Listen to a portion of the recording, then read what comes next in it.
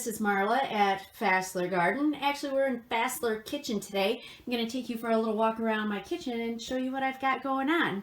So, kind of a typical day now that, we're quarantined and I'm just staying home all day. But I love it because it's given me such a good feeling to be able to create and make all this stuff. So let's start over here with the garlic and honey. You guys all know how much I love the garlic and honey. I love to make my own honey mustard dressing with this garlic and honey right here. It's fermented garlic and the honey, so it's alive. It's a live food. There's really good enzymes in there and good bacteria, good for your gut, and it really makes a great marinade, great dressing. Next, I've got the sourdough starter there. I'm using it today, so it looks like it's a little low in the jar there, but I'll feed it and it'll plump back up. Some of the bread that I've been making, this is a really good whole wheat sandwich sourdough bread. I'm making more loaves of that today because it was so good. Sourdough, of course, just the traditional sourdough bread there. I've got homemade granola that I made last week. I'm going to be making some more of that today because it's really good on yogurt. And no, I'm not making my own yogurt yet, but I have, and I probably will again. This is a ginger bug right here. I love my ginger bug. I brew ginger beer with the ginger bug, but I can also brew all kinds of other homemade sodas. So next on my list is root beer. See, I got the sassafras bark right there. So I've ordered a couple other spices that will go in the root beer, but I'm really excited about that. Ginger has become a mainstay, a staple in my fridge here. I love it. I love ginger beer. I love Moscow mules, so it made sense to brew my own. Here we've got sprouts going. We've got mung beans in here and a spicy blend. They're really, really beautiful when they have sprouted. I did put a picture of the sprouts on one of my earlier Facebook pages, but posts. But I'll get better pictures of that. I just soaked them in water overnight last night, so this is their first day. Here I've got ginger beer a brewing and kombucha a brewing. This ginger beer is probably almost done. You can see the bubbles up top there. It's got a really nice fizz when I stir it. So every morning to take care of it, I just give it a stir, taste it, see if it needs more sugar. Add sugar, just a tablespoon at a time. And same as kombucha, it eats the sugar. So what you end up with is not a overly sweet beverage.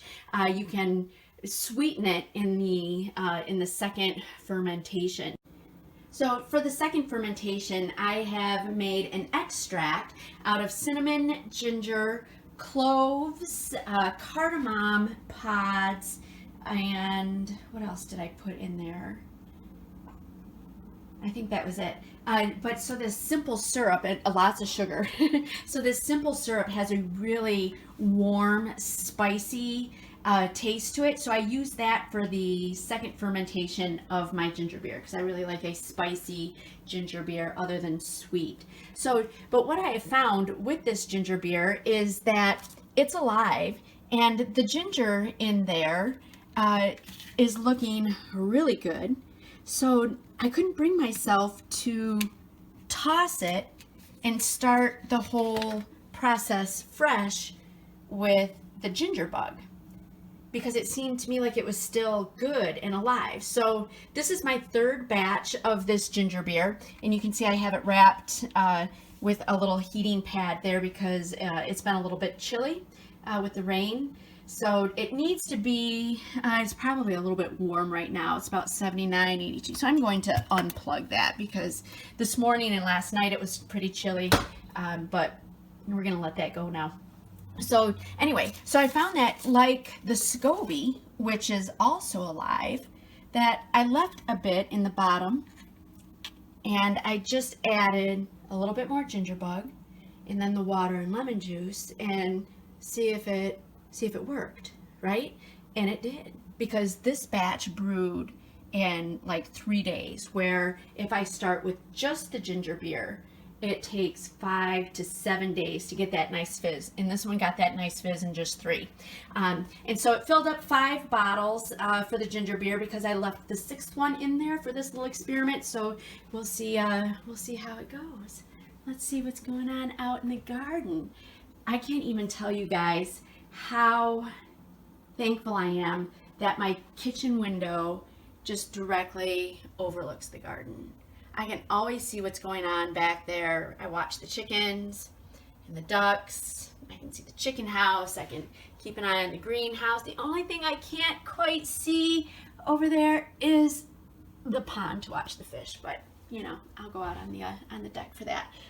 So pulling back here, so here I am beginning to make croissants. So it's a sourdough croissant, and it's a 3-day process because there's a lot of fermentation taking place there. So so Steve has this little thing where he brings home baked goods from Costco, and I accept the challenge. What? You're bringing home baked goods? Boy, I can bake you that. What else have I got going on over here? Oh, I've got little loaves of the whole wheat sourdough bread. I'm doing little loaves here today because these ones are for gifts. So Donna, your little loaf is on the way. And then, oh, what else? Come around the corner here, and I am, can anybody guess? Making ghee. That's right. So I bought the 2-pound roll of butter, of the Amish country butter, and that's the kind that I usually get. But I make my own butter with cream that we get from our farmer because we use raw milk. So whenever they have extra cream, I always take advantage of that and use our own butter. But I didn't want to use all of my own homemade butter. I guess I could. This is not the traditional Indian way of making ghee. I am not adding any yogurt culture to this, so it's really just taking clarified butter just another step, which is just cooking it a little bit longer so that the butter kind of browns on the bottom and leaves a really nutty flavor to the ghee. So, so yeah, so this is new for me. It looks so easy, and I'm like, I gotta try that because ghee is really freaking expensive. One of the best things that I have found to have in my kitchen is my laptop. Oh my gosh, so much easier than finding recipes and whatnot on the phone. I can just have multiple tabs open, which really gives me room to do a whole lot of things all at once. Well, thanks for coming.